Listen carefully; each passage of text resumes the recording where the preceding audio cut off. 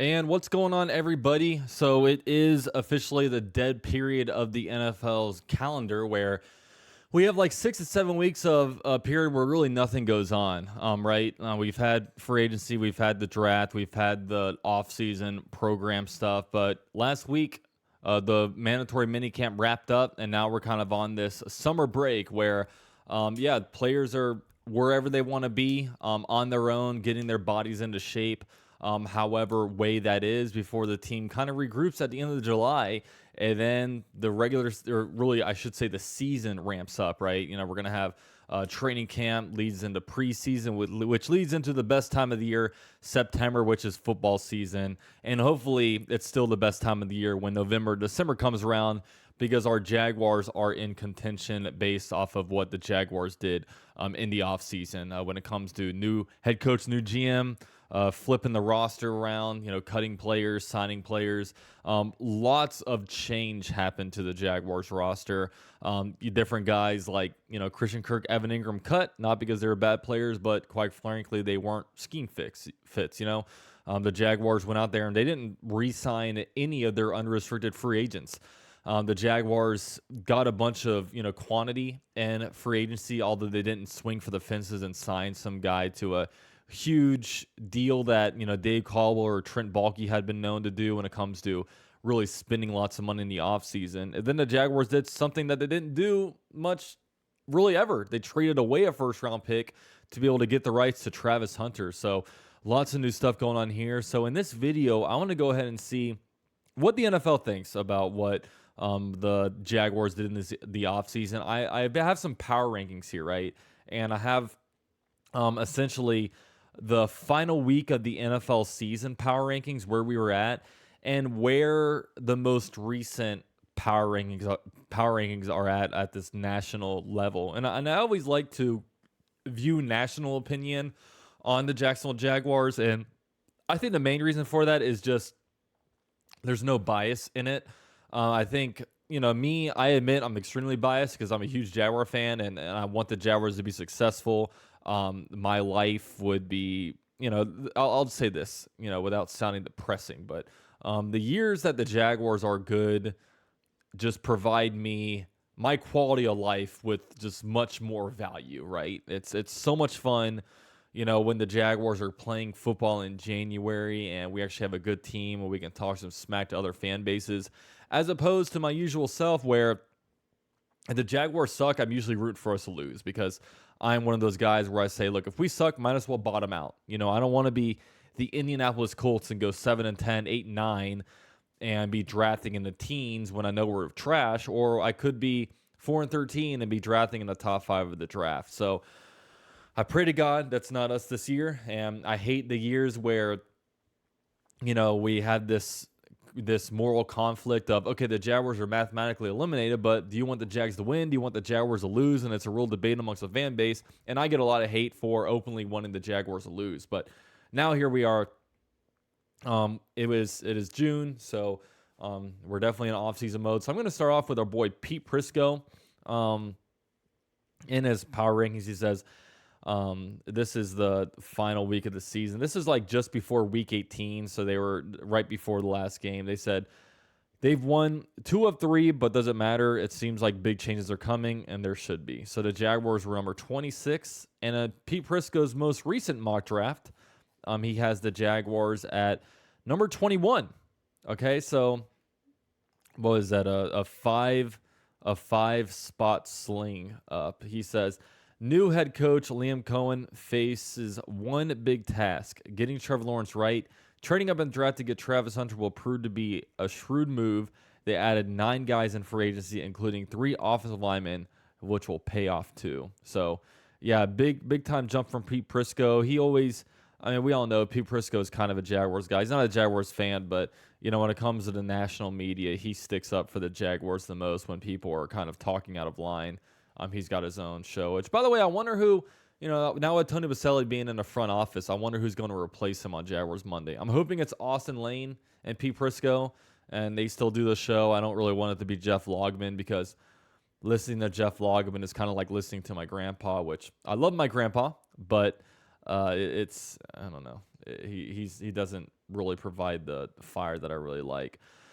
All right, so this next one is ESPN, and ESPN at the final week of the season has the Jaguars at number 25, which is kind of crazy because, like, one thing I'm noticing from these power rankings, like, in my head, I was like, okay, the Jaguars going to be, like, 29, 30, 31 in all these power rankings. We're actually, like, this is about the range that we're at, 25, which really, as bad as the Jaguars are, it's crazy that there are teams that were worse. And actually look down at here, like, yeah, the Panthers, they probably worse. Yeah, the Saints, they're pretty bad. Jets, I don't know. Jets might be a little low on here. Browns, yeah, they were awful. Patriots, they were terrible. Jaguars beat them. So I'm actually looking at this like, yeah, like I guess there were teams that are a lot worse than the Jags, but they were kind of talking about. They always have like a theme, like this one's talking about biggest offseason contract to watch. Tight end Evan Ingram, and spoiler alert, no longer on the Jags. So, yeah, there's 25 here, and the most recent one, they are going to be at, let's see, scroll, 25, so no movement, although they moved up from 28 after the post-free agency stuff. Most improved position, offensive line, and Mike DiRocco kind of goes through what the Jaguars did to address the offensive line. So, yeah, not really much of a move up there, but, they stick at number 25, similar to, kind of in the range where they're at. So next up, we have Bleacher Report. Bleacher Report in Week 18 has the Jaguars. Let me Control F this. Jaguars. At number 28, so not very high. They said not a lot has gone right for the Jaguars this season, but it appears they have found a star in Brian Thomas Jr., so they kind of wrote up a big thing here about Brian Thomas Jr. Analysts take, so the Jaguars have a little left in them. They chose to show in Week 17 and potentially open the door for the rival Titans to draft the quarterback in early 2025 is beyond me. I doubt Sunday's win will be enough to save Peterson's job, and that's probably a good thing. The Jaguars may not be on full rebuild with Trevor Lawrence under contract, but it sure feels like this franchise needs some degree of a fresh start. And yes, this was exactly what the Jaguars did, and I'm hoping that it's not a rebuild, right? I'm hoping that we're not stuck in the bottom quarter of future power rankings, but this is probably a pretty decent take here. So where does Bleacher Report have the Jaguars at now? I mean, on this graphic, they have the Jaguars as big movers. So let's go ahead and Jaguars. So number 25. Let's go back here. 25. So there's a new head coach, GM, and several new players in Jacksonville this season. But after the team trade up in the first round of the 2025 draft, there's only one thing Jaguar fans want to talk about, and that's Travis Hunter. They go through a little bit about Travis Hunter. Analysts take, once again, the Jaguars are starting over, this time with a 30-something general manager in James Gladstone and Liam Cohen. So they're just kind of talking about what the Jaguars did. So, yeah, fresh offseason. Kind of need to prove it, which I understand. Now, the NFL, the official NFL.com website, is not huge on what the Jaguars did. So, number 29. This is actually, let me go to this one because this is the Week 18. So, Week 18, they had the Jaguars pretty low, 28, and they actually had the Jaguars losing a spot. So, from 28 to 29. So, this is the lowest we'll see the Jaguars, only ahead of the Giants, Saints, and Titans, and right in front of us. I mean, the Browns. Like, does anyone actually believe the Browns are going to be better than the Jags? The Jets, maybe. We'll see how Justin Fields does, but I do like the Jets roster. Raiders, Patriots, I don't know. Like, I have a lot more. Like, I can understand maybe 25, but I don't think the Jaguars are the 29th best team. So, yeah, they're kind of going more into what the Jaguars have in Travis Hunter, Brian Thomas Jr., Trevor Lawrence, and we're definitely in improvement mode, which, hey, I'm not complaining about. That's the Jaguars need to prove it to a lot of people, including us. But I don't get too bent into shape about where these people have them. So next up, we're going to go to Sports Illustrated. They have the Jaguars at 26. John Shipley wrote up, the Jaguars' biggest need entering has to be the safety position. So this is probably one of those theme things where it's like, what position do they need to improve on? The Jaguars at least have some talent to build around at cornerback and defensive line. Safety, meanwhile, looks like a barren depth chart after a letdown last year from Antonio Johnson and Andre Sisco's expiring contracts. Yeah, so we definitely feel like Eric Murray will be a starter. Who's the other guy that's going to be starting? Is it going to be the defensive back that the Jaguars drafted out of Tulane? I don't know. We'll see. But safety is definitely a big question mark. Is Savage going to get some playing time? Is Antonio Johnson going to move back there? I don't know. That one we'll only see. That's going to be a fascinating position to really watch in the regular season once it gets here. So after being at 26, actually I should have done that in reverse order, but whatever.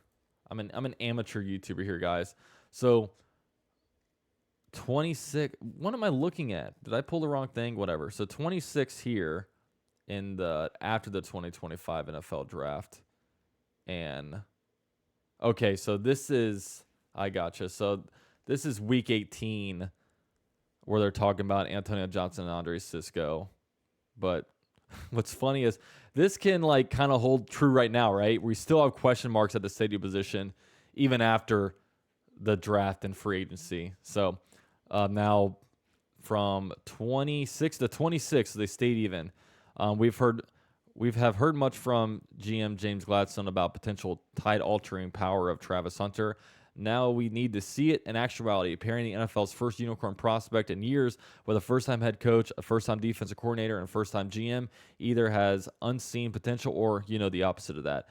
I thought the Jaguars needed to get some protection for their top-end edge rushing talent, but the team may be hoping options on the roster such as Armstead and last year's second-round pick Mason Smith can patch the holes. So 26, not much movement.